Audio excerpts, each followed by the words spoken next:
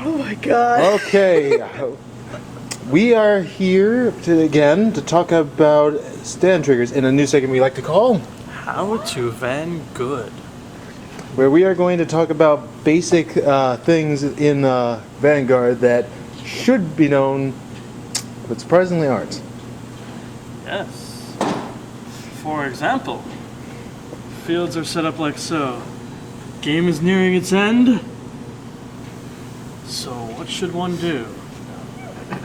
Normal procedure, at least if you're playing stand triggers, is to swing in with a rear guard column first. Yeah, and if you know they're already playing stands, what you do is intercept as well as guard with whatever you have in your hand. Because you don't want a unit with intercept on the field to be victimized by the stood unit all by itself. Yes. Furthermore, And normally just guard for 2 pass. Do your best to make sure they don't now get what do through. you do when you reveal a stand trigger on the drive check? Most people would give it all to one unit. But typically speaking, this is not the right thing to do at the end of the game. Instead, you can split the bonuses. For example, stand the unit that can hit something all by itself and give the power to the other side. This causes the opponent to drop more total cards to stop your attacks. Normally, this would cost 1 if you put it all here, and then this would cost another. But if the bonuses are split, this will cost them 1 card, and this will cost them 2. Yeah, and my hand is not really good for that kind of setups. Because if you just put all here... Didn't you ride Goku? Yeah, if he had put all the effects here, then I could just guard with this, and then with that. But knowing he had the grade 3 in hand, there was nothing his 2 cards could do to stop my 2 attacks. So I had to take damage. Dun dun dun. This is why you ride Goku. No, you don't. Goku has nothing to do with this! Nothing to do with it at all. And yet he has everything to do with this. Ironic, isn't it? Now, where do stand triggers belong? That's a trickier question. Yes. Usually you want to use them in decks that are able to maintain a full front line at all times, typically with high solo attackers, such as your basic 10Ks, or your Executioner clones, Hi, Night or Swag. even themed things like Ruin Shade. Your deck in question also should not typically be good at making high columns like 21,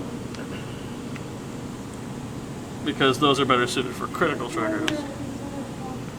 And your deck might also benefit from stand triggers if you are packing a high number of on-hit effects like Kirara or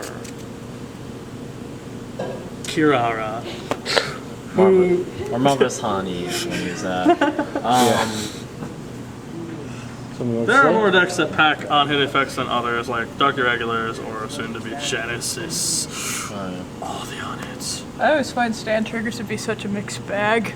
Most of my deck, well, none of my decks right now do. I was having them in Bermuda Triangle, but then I found they got in the way.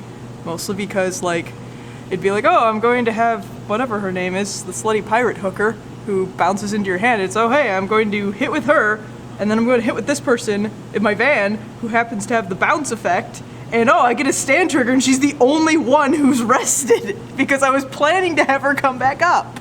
Yeah. So, stands went out of Bermuda Triangle deck.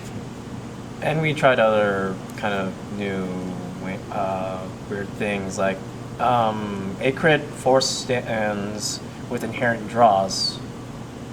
Works just fine. I used it with Bermuda with the slutty pirate hooker It's like and a he's woman with a talking voice to as deep as a trench. And guess what? It worked? It works because Meltoa is awesome. Well, yeah, you were using her. I don't have her. But enough about that. Back onto the stand triggers. What were you saying? I think I finished what I was saying. All right. Well, Yeah, like most people just like playing 8 crits, 4 draws because, you know, just always want to swing to the center line because normally you don't have a full field, and then stands look a little bit silly. But if you wish to use them, you can. I use them in Tachi because you're forced to, And again, doing that gimmick where you split the effects, sometimes it's They always are the been- deadliest end game trigger. Yeah. Unfortunately, due to their shortcomings in the early game, most decks just can't pilot them very well. If you know how to That use does not them, apply to everything.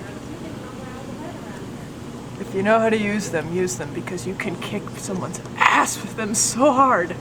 But Ellie knows a thing or two about that, doesn't he? Draconic Overlord! You made me drop my glasses. I'm so good at this game.